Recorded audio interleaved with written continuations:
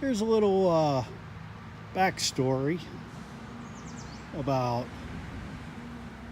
the reasons why I changed my hydrostatic transmission fan.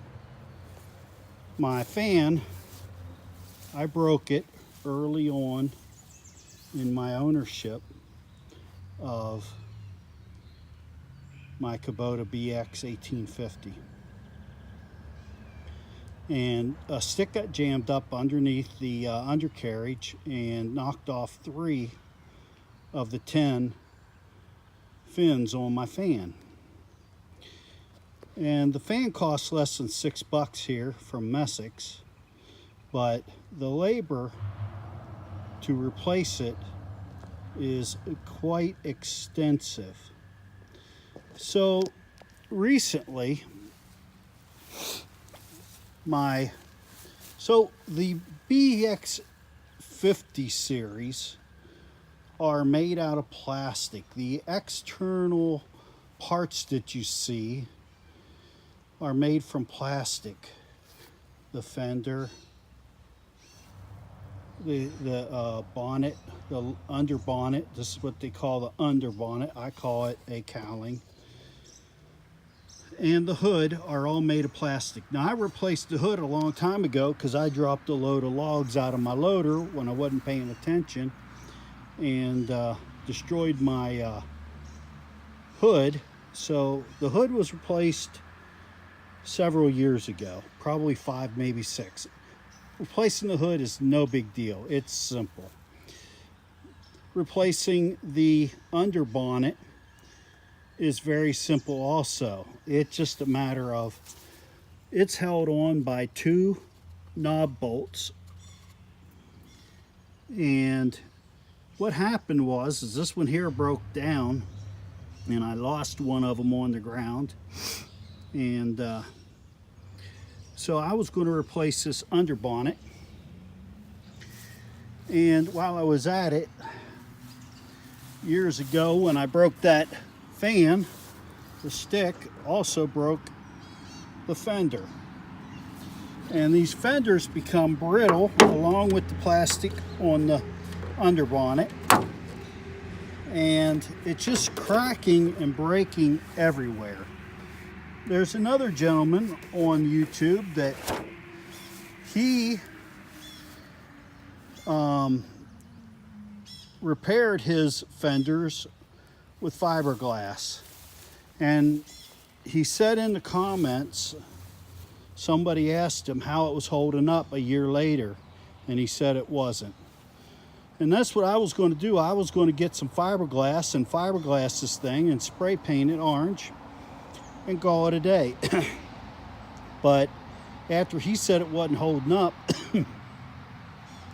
and all of the work that he said it took to replace, take the fender off and put it back on, I just decided to spend the extra money.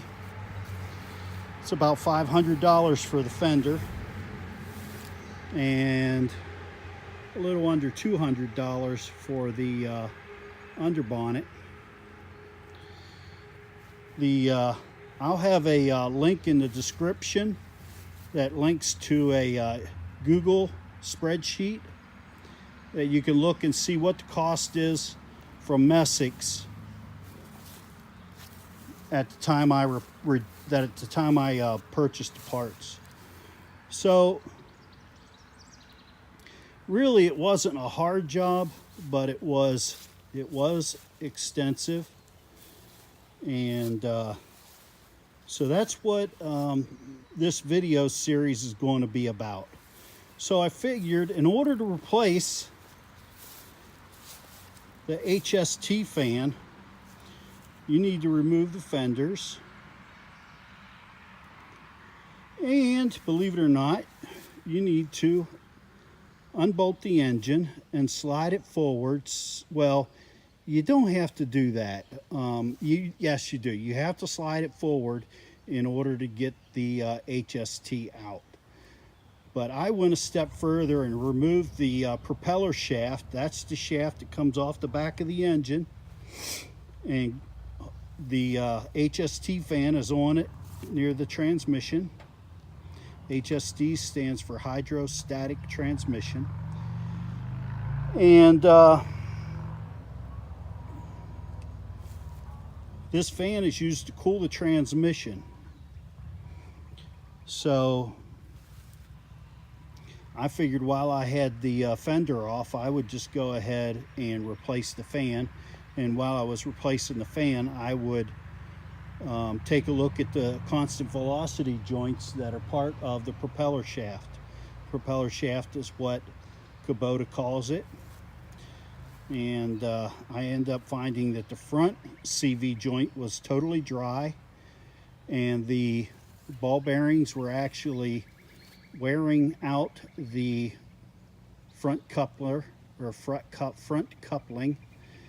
And so I just went ahead and rebuilt the front CV joint with a mixture of old and new parts.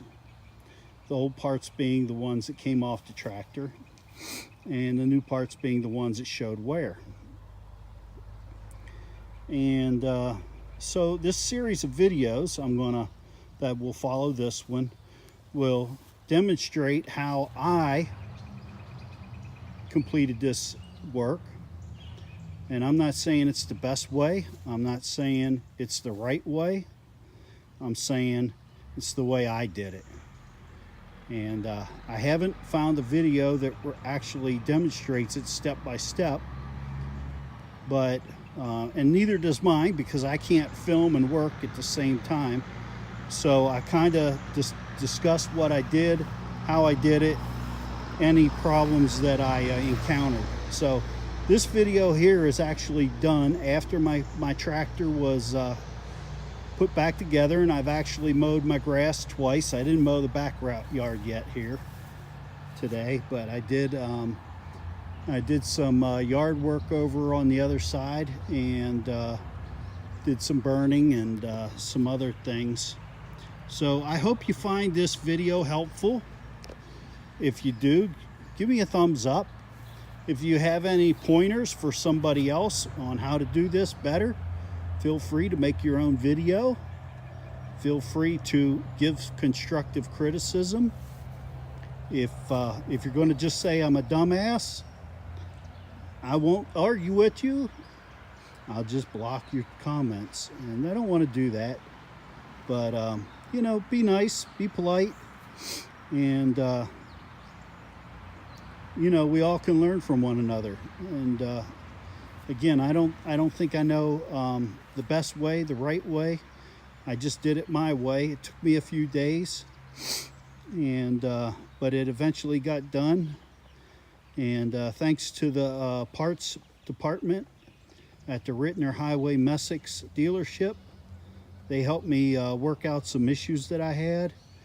And I'd just like to thank the two ladies and the one gentleman that works there, Wendy, Diane, and Chad. They were all great help, and I told them I was going to mention them in this video. So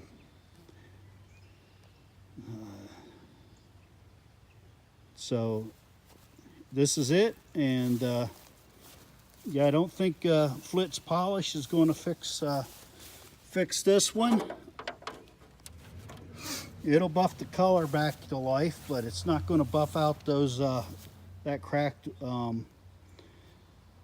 plastic. So thank you all for once again, and I'm gonna you can start watching the different series. They're broke up into smaller videos because I can't do a video longer than 15 minutes, and I'll try to name them so they make sense. And if you're only interested in part of it, then you can skip ahead. Or if you want to watch the whole series, I don't know how long it is yet, but I'm still working on editing out some of my long pauses and stuff like that. So, all right, this is 10 minutes, and it's long enough for an intro. So y'all have a good day, and I hope you enjoy the information. And I hope you find the information valuable and helps you with your project if you ever plan on replacing the fenders or the HST fan. See you on the next one.